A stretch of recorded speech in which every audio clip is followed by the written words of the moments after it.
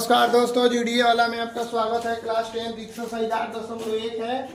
इसका question number 1 है जिसमें AB बराबर 24 सेंटीमीटर, BC बराबर 7 सेंटीमीटर, AC बराबर 25 सेंटीमीटर है। तो यहाँ पर H का मान निकालने के लिए कह रहा है कि ये दिया हुआ है 7 सेंटीमीटर, ये 24, ये लिखा गया है निकाल करके यहाँ से।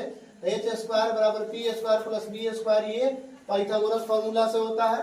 तो P के जगह पर 7 दिया हुआ है तो 7 स्क्वायर प्लस B के जगह पर 24 दिया हुआ है तो 24 का स्क्वायर करेंगे 576, 7 का 49, 49 का 576 जोड़ेंगे 9 6 15, ये हो जाएगा 9 7, ये 7 4 11 12 और 5 1 6, 625 का वर्गमूल 25 सेंटीमीटर। H बराबर हो जाएगा 25 सेंटीमीटर।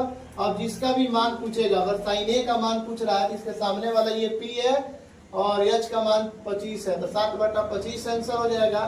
और साइन cos A का मान पूछ रहा है तो B/H है तो B का मान हो जाएगा यहाँ पर 24/25 हो जाएगा। साइन C का मान पूछेगा तो साइन C यहाँ पर है, साइन C के लिए ये P है, ये B है तो इसके लिए P है 24/25 लिखेंगे।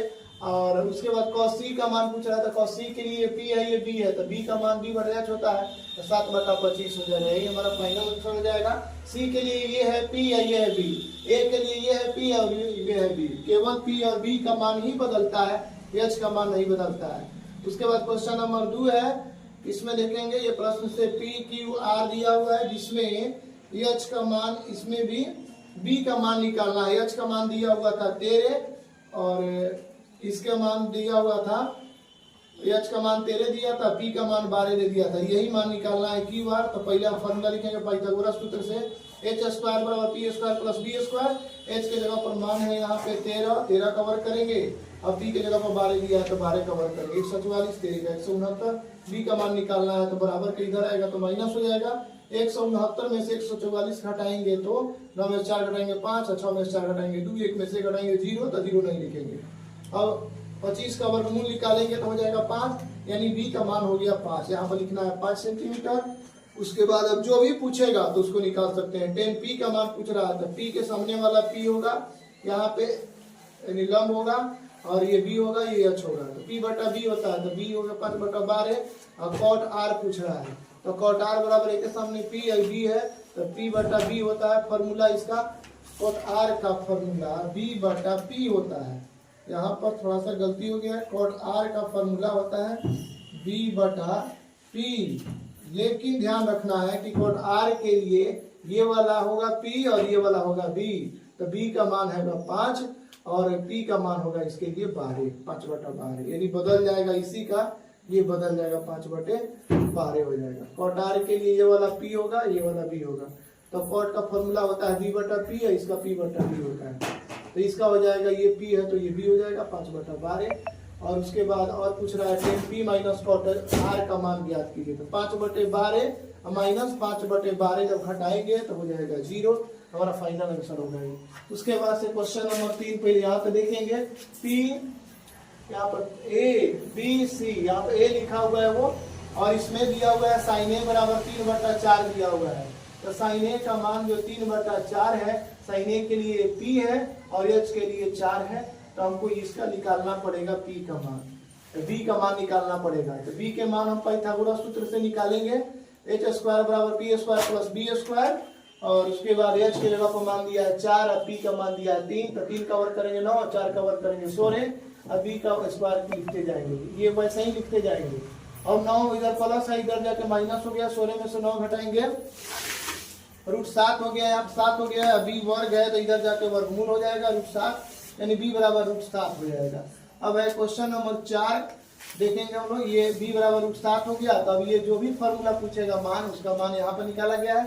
cos A बराबर B/H होता है तो cos A के लिए इसका मान P और ये B है तो होता है B/H, तो B/H तो B/7/4 हो जाएगा आंसर। और 10A के लिए ये P है, ये B है, ये H है तो होता है फॉर्मूला B/B, तो P है ये और B का मान √7 है तो ये 4/√7। गलती हो गया यहाँ पर। A के लिए ये वाला सामने वाला P होता है और ये वाला B होता है, ये वाला H होता है। P/B होता है फॉर्मूला तो 3/, कितना लिखेंगे √7 लिखेंगे तो हमारा 3/√7 फाइनल आंसर हो जाएगा। उसी तरह से क्वेश्चन नंबर 4 अब है, यहाँ पर 15 कॉट ए दिया हुआ है बराबर 8 है, तो 15 से कॉट में गुना है तो इधर के भागा हो जाएगा, कॉट ए बराबर 8/15 और कॉट ए का फॉर्मूला होता है b/p। तो यहाँ पर ए के सामने वाले ये p हो गया, ये b हो गया, तो इसीलिए b का मान 8 मानेंगे और p का मान 15 मानेंगे। तो पाइथागोरस सूत्र से h² बराबर p² + b², h के जगह पर यहाँ पे है h स्क्वायर के जगह पर h² ही रखेंगे और यही मान निकालना है। अब p² के जगह पर 15 के स्क्वायर करेंगे 225, 8 के स्क्वायर करेंगे तो कितना होगा 64, और 225 और 64 जोड़ेंगे 5 4 9 6 2 8 289 का वर्गमूल हो जाएगा 17, h का मान यहाँ पे 17 निकल गया। अब जो भी फॉर्मूला में पूछेगा उसका मान देख लेना है। sin a बराबर हो जाएगा p/h, तो sin a के लिए p है और h है, तो 15/17, और sec a का मान पूछ रहा है, तो a के लिए ये b हो जाएगा, p हो जाएगा, ये b हो जाएगा, तो sec a के लिए होता है h/b, h का मान 17 और उसका b का मान 8 है, तो यही हमारा फाइनल आंसर हो जाएगा 17/8 हो जाएगा। अब क्वेश्चन नंबर देखेंगे हम 5 नंबर प्रश्न से, sec थीटा बराबर 13/12 है, इसमें sec थीटा का फॉर्मूला होता है h/b बराबर 13/12 अर्थात h 13 और b का मान 12, तो पाइथागोरस प्रमेय से h² बराबर p² + b², h का मान दिया हुआ 13 का वर्ग करेंगे तो हो जाएगा 169, और p का वर्ग वैसे ही लिखते रहेंगे, b का मान दिया हुआ है 12 का वर्ग करेंगे 144, अब प्लस में है तो बराबर के जब लेफ्ट साइड आएगा तो माइनस हो जाएगा, 169 में 144 घटाएंगे 25 होगा, और 25 का वर्गमूल होता है 5, तो p का मान हमारा 5 हुआ। अब जो भी मान पूछेगा कहेगा त्रिकोणमिति के सभी निष्पत्तियां ज्ञात करें, तो सभी निष्पत्तियां निकालेंगे, क्योंकि sin थीटा बराबर होता है p/h, तो p का मान 5 है, h का मान तो 13 दिया है तो 5/13, cos थीटा का मान होता है b/h, तो b का मान यहाँ पर इसमें सवाल में ये दिया है, b बराबर इसमें मान आया है 12, तो लिखेंगे 12/13 यहाँ पे। अब tan थीटा बराबर होता है p/b, तो p का मान 5 है, b का मान 12 है, तो 5/12 आंसर हो जाएगा। cosec थीटा बराबर sin थीटा को उलट देना है 13/5 हो जाएगा, sec थीटा में cos थीटा को उलट देना है 13/12 हो जाएगा, और cot थीटा में tan को उलटना है तो 12/5 हो जाएगा। यही हमारा खाली इसको देख करके उलटते जाना है, इसको बनाते जाएंगे।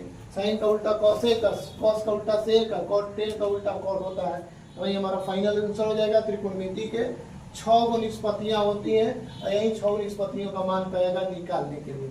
एक तो पहले ही से दे दिया सेक थीटा, तो ये निकाले या नहीं निकाले अपना मर्जी होता है, पहले से उसका मान दिया रहता है ये का, कहेगा बाकी सभी 6 निष्पत्तियों का मान ज्ञात करें, तो इसी विधि से निकालेंगे। क्वेश्चन नंबर 6 में कह रहा है कि सिद्ध करना है, जिसमें प्रश्न से फिगर बनाया हुआ है ए सी बी डी, जिसमें सी डी लंब है ए बी पर खींचा गया है, ये लंब खींचा गया है, रचना में ऐसे बनाया गया है। दिखाना है कि कोण ए बराबर कोण बी होता है, तो सबसे पहले जो दिया हुआ है उसको लिखते हैं cos a बराबर cos b, और cos a के लिए ये वाला p हो जाएगा, ये वाला p हो जाएगा, cd/ad लिखेंगे, और इसके लिए ये वाला p हो जाएगा, ये वाला b हो जाएगा, तो हो जाएगा cd/bd लिखेंगे, और दोनों तरफ तिरछा तिरछी गुना करेंगे, cd गुने bd, ये तिरछा तिरछी है, फिर इधर से गुना करेंगे cd गुने ad।